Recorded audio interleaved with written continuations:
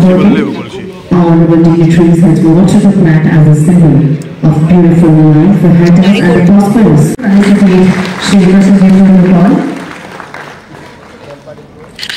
Ladies and gentlemen, the vast field of hard work and dedication, Dr. M.S. Swaminathan.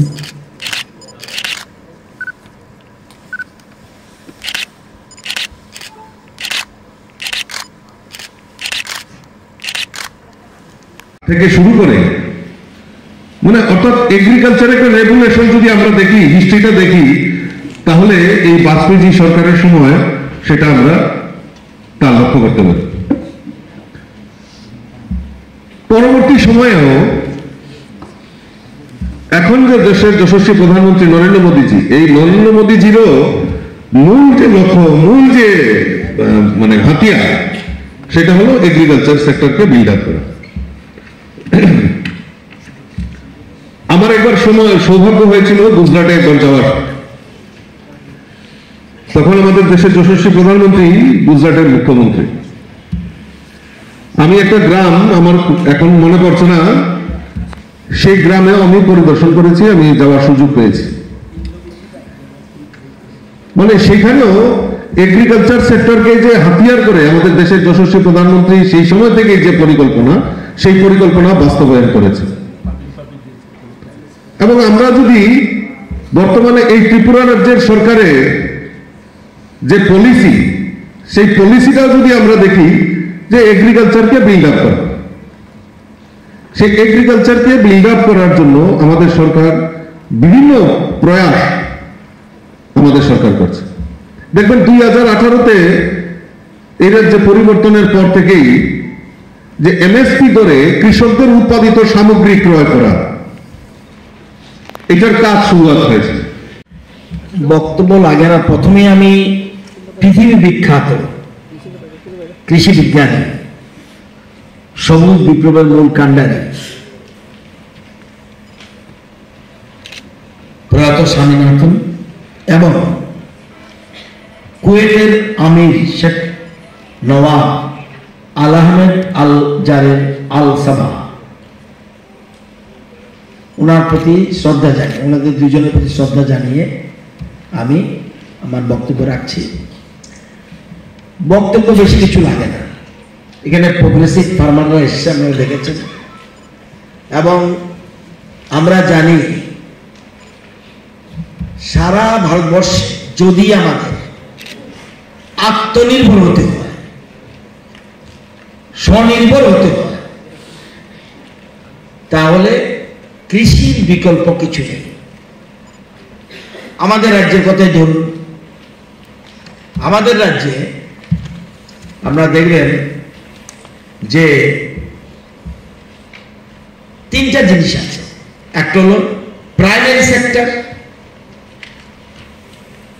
এবং secondary sector, টারশারি sector. অর্থাৎ রাজ্যের উন্নয়ন হতে গেলে তিনটা দিক আছে। প্রাইমারি সেক্টর মানে কৃষি, এটার মধ্যে আছে এগ্রি, হর্টি, ফিশারি, এয়ারবিটি। সেকেন্ডারি মানে ইন্ডাস্ট্রি, টারশারি মানে সেবা, হোটেল সার্ভিস, বিভিন্ন রকম বিজনেস, এই সার্ভিস। আমাদের রাজ্যে উন্নয়নের সবচেয়ে বড় অংশীদার প্রাইমারি সেক্টর। আমাদের সরকার আসার আগে 17-18-তে প্রাইমারি সেক্টরে ছিল, অবদান ছিল 30%, 18-19-এ 31% আমরা ক্ষমতা এসেছি, 19-20 33%, 20-21 35%, 21-22 38%, আজকে 47%। অর্থাৎ দ্রুত এগোচ্ছে। ওই যে ইকোনমিস্ট আসলে, উনি কিন্তু ইকোনমিস্ট, মাস্টার ডিগ্রি, আরো কয়েকজন শিক্ষিত আছে, যে লিটন বাবা, আরো কারা আছে মাস্টার ডিগ্রি হোল্ডার, তারা কিন্তু কৃষির সাথে যুক্ত হয়েছে। তো এই যে প্রাইমারি সেক্টর, আমরা অনেকটা এগিয়ে গেছি আমাদের রাজ্যে। এবং আমাদের রাজ্যের আগের মুখ্যমন্ত্রী, বর্তমান মুখ্যমন্ত্রী আমি বিপ্লব দেবজি এবং ডক্টর মানিক সাহেব দুইজনে ভীষণ পজিটিভ। এবং আমাদের দলের সিস্টেমটা হলো যে কৃষিতে আত্মনির্ভর করা, আরে স্বামী বিবেকানন্দ বলছে যে পৃথিবীর সমস্ত সম্পদ যদি এনে দাও তাহলেও পর্যাপ্ত হবে না যদি না মানুষ আত্মনির্ভর হয়। এই যে একটু আগে ছেলেকে বললাম লিটন দেবনাকে 15,000 দেবো, যাবে না, আমার লস। মাস্টার ডিগ্রি হোল্ডার, বোধহয় বিএডও কমপ্লিট করেছে। আমাদের সরকার প্ল্যান হলো আত্মনির্ভর। আমরা আর জানলে আশ্চর্য হবেন। শুধু এটা না, এই যে আপনারা দেখছেন টিআরএলএম একটা আছে, আপনারা জানেন, আমরা ভাবতে পারি আমরা আমাদের স্লোগান কি, ঘরে ঘরে রোজগার। ঘরে ঘরে চাকরি কথা বলছি না, কিন্তু ঘরে ঘরে রোজগার।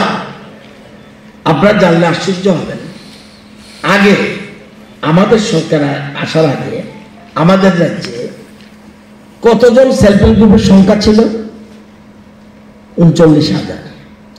এখন সংখ্যা কত? 4,62,000। এই 4,62,000-এর মধ্যে লাখপতি দিদি কত হয়েছে জানেন 5 বছরে? 85,000 লাখপতি দিদি। দেখবেন কোথাও গেলে দেখবেন পুরা মহিলারা নেমে আসছে, পুরা মহিলা নেমে আসছে। কালকে 2টা সংগঠনকে দিয়েছি, ব্যাংক লোন দিয়েছে, একজনকে দিয়েছে 52 লক্ষ টাকা, 52 লাখ। আগের সরকারের সময় কত লোন দিয়েছিল সেলফ হেল্প গ্রুপকে? আগের সরকারের সময় সেলফ হেল্প গ্রুপকে দিয়েছিল, লোন দিয়েছিল ব্যাংকের মাধ্যমে, করিয়ে দিয়েছিল 4,95,000। আর আমরা কত দিয়েছি? 4 কোটি 95 লক্ষ। আমরা দিয়েছি 1,055 কোটি। এবছর আরো 400 কোটি দিচ্ছি।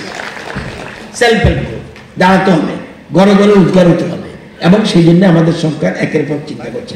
কৃষিকাজ, আমি অনেকেই এর মধ্যে কৃষিতে, কালকে কয়েকটা স্টল ভিজিট করলাম, মানে খাবার আইটেম তো আছে আলাদা কথা, এমন ভাবে চেইন বানাচ্ছে, নেকলেস বানাচ্ছে, গোল্ডেন কিচ্ছু না, অথচ কলেজের ছেলে মেয়েরা এসে এগুলি পারচেজ করছে সেলফ হেল্প গ্রুপের দ্বারা। আজকে এরকম ভাবে আমরা, তো সেই জন্য primary sector agri, horti, fishery আর অ্যাগ্রি আমরা সবচেয়ে বেশি গুরুত্ব দিচ্ছি। আমাদের জমির পরিমাণ খুব কম। এটা কিন্তু আপনারা দেখলে আশ্চর্য হবেন, উত্তর পূর্বাঞ্চলের সব জায়গা থেকে কৃষি জমির পরিমাণ সবচেয়ে আমাদের কম, অনলি 24%। 24%। আমরা বর্তমানে 8টা ডিস্ট্রিক্টের মধ্যে আমরা 3টা ডিস্ট্রিক্ট, দক্ষিণ, গোমতী, সিপাহীজলা, অলরেডি আমরা খাদ্যের স্বয়ম্বর, ধানে এবং খাদ্য শস্যে। এখন আমাদের খোয়াইটাও প্রায় কাভার হয়ে আসছে, ধলাইও প্রায় কাভার হয়ে আসছে, উনকোটিও, উত্তর ত্রিপুরা এবং পশ্চিম ত্রিপুরা আমরা একটু পিছিয়ে আছি। আগামী কিছুদিনের মধ্যে এই উত্তর ত্রিপুরা, উনকোটি, ধলাই এবং খোয়াই খাদ্যের স্বয়ম্বর বলে আমার বিশ্বাস, এবং এই জন্য কৃতিত্ব কার? আপনাদের যারা আছে সব আমার থেকে শিক্ষিত। এখানে নিচে আছেন যারা, সব আমার থেকে শিক্ষিত। কিন্তু আন্তরিক থাকতে হবে। আমরা, আমার বক্তব্য হলো সবচেয়ে বড় কথা, ইম্পর্টেন্ট। আমরা দেখবেন এই দেশ আজকে, আমি একটা প্রসঙ্গ থেকে আরেকটা প্রসঙ্গে যাচ্ছি, আপনারা দেখলে আশ্চর্য হবেন। আমরা এটা পারছি কিভাবে বলুন তো? কিসের জন্য? আপনারা চেষ্টা করছেন, কিন্তু এই যে বিভিন্ন প্রকল্পের টাকা আসছে করতে, দিল্লি কার জন্য? দেশের প্রধানমন্ত্রী। একটা সার্ভে হয়েছে, the world's most popular leader with an approval rating of 76%। পৃথিবীতে কোন নেতা কাছে জানে নেই। সেকেন্ড কে আছে? মেক্সিকোর প্রেসিডেন্ট, 66%। আমার নেতা হলো 76%। এবং থার্ড কে? সেটা হলো সুইস কনফেডারেশনের president, 58%। Brazil 4th position, Australia 5th position, US president 8th position. কোথায় পপুলার হয়ে গেছে? অর্থাৎ ভারত আবার বিশ্ব সভায় শ্রেষ্ঠ আসন হবে। তার মানে কোনদিন ছিল? কবিতা বলছে কি, ভারত আবার জগৎ সভায় শ্রেষ্ঠ আসন লবে। তার মানে আগে ছিল আজকে দেশের আপনারা আশ্চর্য শুনলে আজকে কিন্তু বিরাট চক্রান্ত চলছে। আপনারা শিক্ষিত মানুষ, এই জন্য বলছি, আমি আপনাদের মতো শিক্ষিত, আমার থেকে বেশি স্টাডি আপনারা করেন। আপনারা জানেন এই আমাদের দেশকে যাতে দ্রুত, এই যেটা বলছে আমাদের প্রেসিডেন্ট বলছে, দ্রুত কিভাবে অর্থনৈতিকভাবে এগোচ্ছে, সব দিকে এগোচ্ছে।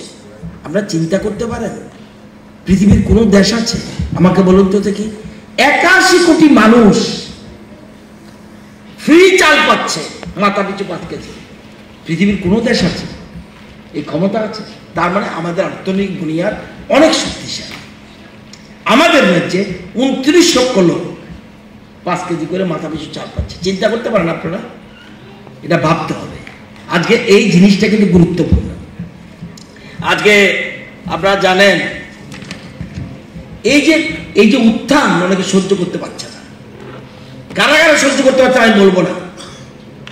আমেরিকায় বসে আমাদের দেশকে, বিশেষ করে মোদিজিকে সরানোর জন্য, দেশকে ক্ষতি করার জন্য, দেশ যেন যেভাবে এগুচ্ছে, চায়না এন্ড আমেরিকা এবং সব মিলিয়ে মানে যেভাবে এগুচ্ছে, বিশ্বের প্রথম স্থানে চলে যাচ্ছে, এটাকে আটকানোর জন্য বিরাট চক্রান্ত।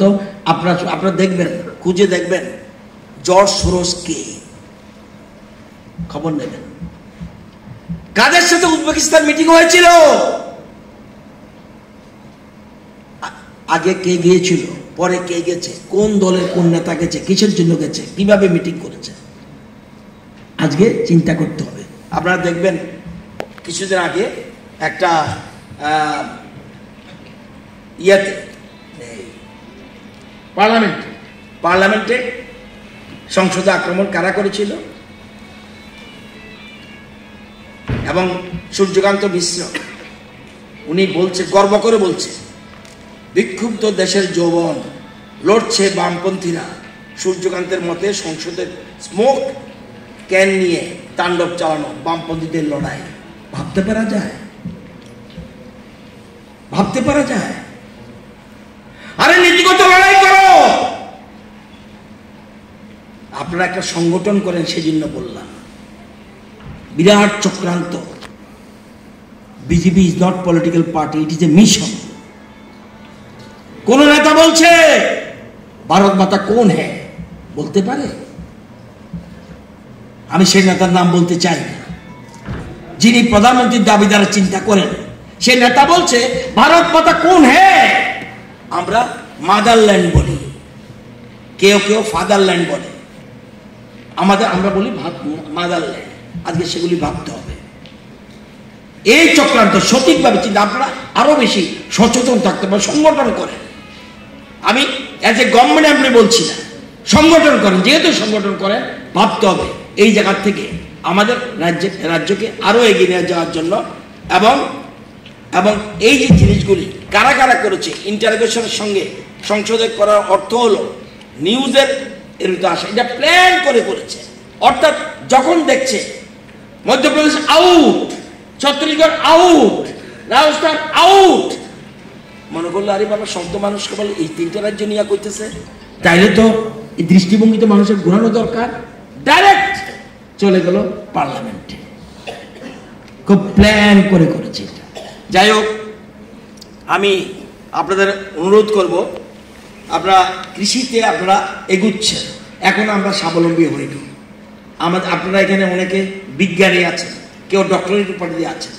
আমি আপনাদের এই দেখেন, আপনাদের সংগঠনের নাম কি? তাগা। আপনাদের কোমরে তাগা আছে? আসেন না দেখি,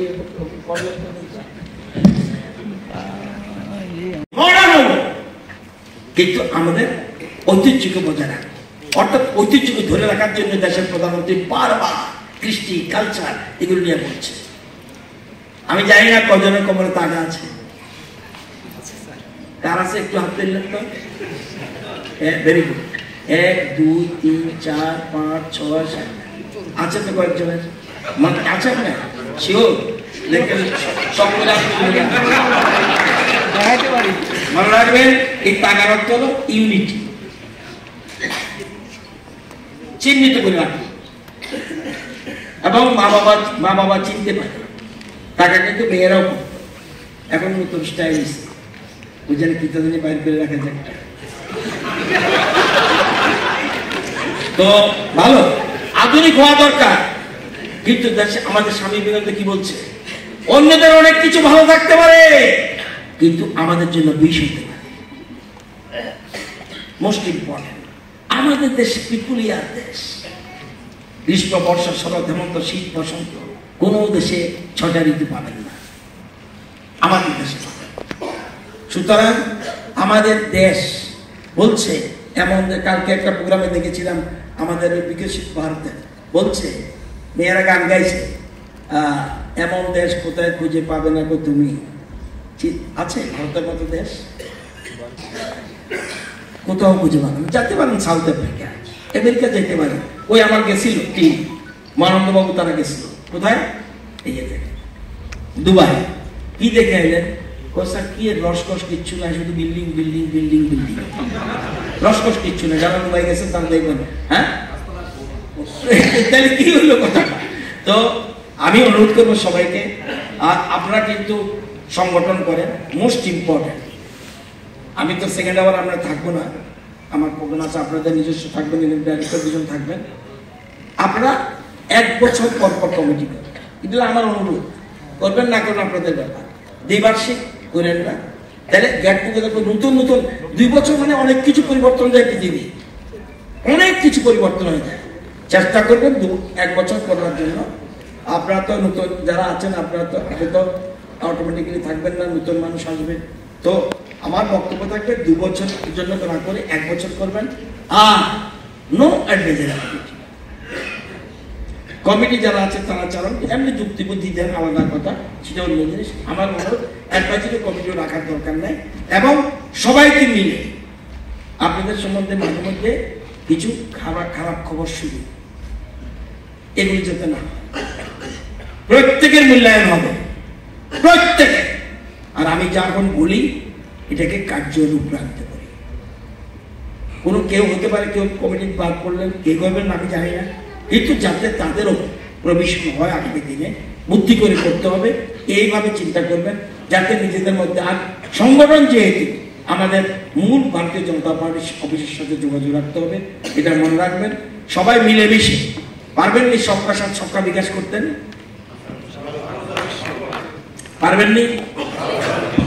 আপনার ওরা কি তারা কি কি পড়াশোনা করছে?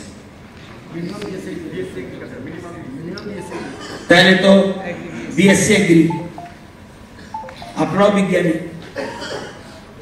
আমার সবচেয়ে আগে কথা হলো, আপনারা কয়েকজন খুশি থাকলে আমার লাভই করি, আমার লাভ হইতেব ওই ইকোনমিস্ট আইসে যে, লিটন আইসে যে, কৃষক প্রকৃষক নিজে আপনারা দেখাইতে পারত। আমরা চাইতেইব আমাদের ডিপার্টমেন্ট, আমার তো আরেকটা ডিপার্টমেন্ট আছে, আর 2টা ডিপার্টমেন্ট আছে, এগ্রিকালচার ডিপার্টমেন্ট যেন রাজ্যের মধ্যে বেস্ট ডিপার্টমেন্ট হয়, সেদিকে করতে হবে। অল কাইন্ডস অফ সাপোর্ট, যত রকম সাহায্য করা, এরকম না ডাইরেক্টর আমার কাছে যাইতেইব, সেক্রেটারি ধরে দেখি না, সন্ধ্যার অফিস হওয়ার পরে আসলাম না, কোনো অসুবিধা নাই, আপনাদের মতামত আমি নেব, কোন রকম চিন্তা নাই। না বোধ হয় রাজীব ঘোষের সাথে বোধ হয় তাদের বাবা সম্পর্ক, ওই অমুকের লোক, কোনো বাবা বুলা নাই, কোনো বাবা বুলা নাই, সব আমার কাছে ইকুয়াল। এটা ভুল ব্যাখ্যা কিন্তু। আর committee not for transfer, committee not for transfer. তাহলে আমি কি লেবো এরলাম, ডাইরেক্টর কি লেগে বলে রইল? অনেকে আমি জানি কমিটি যাচ্ছে, আমার কথা বলতে ব্যক্তিগত ভাবে আসে করে দিন, অ্যাসোসিয়েশন কইবেন স্যার এরা এরা এরা এরা না, তাহলে তো আমরা তো ভোট দিয়ে জিতাইছে না কেউ, আমার তো জিতাইছে, তাহলে তো আমি জনগণের কাছে দায়বদ্ধ, আপনি কিন্তু জনগণের কাছে দায়বদ্ধ না, নাকি দায়বদ্ধ? নিয়মে দায়বদ্ধ, কিন্তু আমি সরাসরি দায়বদ্ধ। সুতরাং সবাই আমি জানি না কারা কারা এখানে আইসেন, কারা কারা আইসেন না আমি জানি না, সবার সঙ্গে কতজন এমপ্লয়ি আছে 410 মধ্যে কতজন আছে? 350। তাহলে এখনো কেউ কি ওই এটা কি কয় সংসদের পার্টি আছে? ঠিক আছে, শুনেন, আমি আপনাদের সহযোগিতা করি। কোন ভারতীয় জনতা পার্টি ছাড়া দেশের প্রধানমন্ত্রী নরেন্দ্র মোদী দেশকে যেভাবে এগোচ্ছে, আমি এত বছর ধরে রাজনীতি করি, আমি 50 ইয়ার্স রাজনীতি করি, 33 বছর ধরে এড়াতে বহু উত্থান পতন, শচীন সিং থেকে আরম্ভ করে সব মুখ্যমন্ত্রী দেখছি। ভারতীয় জনতা পার্টি একটা প্রগ্রেসিভ চিন্তাধারা, it is a mission, it is not political party, এটা ভাবতে আমি থেকে। সুতরাং সবাই মিলে যারাই আছে 400 জন, আরো যারা ভুল করতে আছে যদি থাকে তাদেরকে নিয়ে আসে এবং দায়িত্ব বারবার বুদ্ধি করে করে করে আজকে প্রেসিডেন্ট হয়েছে, আরেকজনের প্রেসিডেন্ট করেন, আরেকজনের নতুন লোক আনেন, নতুন লোক আনতে হইব। আমার মতো বুড়ো মানুষ হলে হইতো না, নতুন চিন্তা করতে হইব, বুদ্ধি করে চিন্তা করতে হইব, সবগুলো আনতে হইব। আয়না new thinking, new innovative idea. যেমন ফুলের চাষের কথা বলছি, এই আমাদের প্রেসিডেন্ট ফুলের উৎসব, ফুলের মেলা, এই কয়টা ফ্লাওয়ার্স বাংলাতে কি প্রদর্শন, সঙ্গী প্রদর্শন না? আচ্ছা, এটা এবার আপনাদের উপরে ভাগ দিলাম সবাই মিলে, এখানে আছে যারা আছে, রাজীব দা ছাড়া সবাই আছে এখানে। এমন প্রদর্শনী করে দেন ত্রিপুরাতে যাতে কোনোদিন কেউ না দেখে থাকে, পারবেননি? তাই না? বুঝুন, agri-BSc, agri-MSc, doctorate, innovative idea, নতুন চিন্তা, এই জিনিসগুলি আসতে হবে এবং এটা করতে হবে। ডাইরেক্টর সাহেব আমরা একা আনা, কিন্তু আমরা আবার ভাইবেন না যে আমি এগ্রিকালচার বাদ বলছি, কোনো বাদ নাই, সব মিলায়। আমি দেখেন না, ডাইরেক্টর ডাকলে দুজনকে ডাকিনি একসাথে, কোনো না আসেনি নিয়ম এরকম, আমি দুজন ডাইরেক্টর একসাথে থাকি, কারণ কোন একটা টিম হই, আমি একা পারতাম না, তারা একা পারতো না, আপনাদের সহযোগিতা ছাড়া পারবো। এবং পজিটিভ দৃষ্টিভঙ্গি নিয়ে আমি চাই আগামী 2 বছরের মধ্যে আমাদের সবটা ডিস্ট্রিক্ট আমাদের হবে না, ওয়েস্ট হবে না, নর্থ একটু সময় লাগতে পারে, খোয়াই, ধলাই এবং উনকোটি আমরা যেন স্বাবলম্বী করতে পারি। বিশেষ করে খাদ্যশস্যে যেন আমরা নিজেরা যেন আমাদের সাউথ গোমতী, সিপাহীজলার মতো যেরকম হয়েছে, এটা যেন করতে পারি, লক্ষ্য রাখবেন। এবং এই কথাগুলি বলে এবং মনে রাখবেন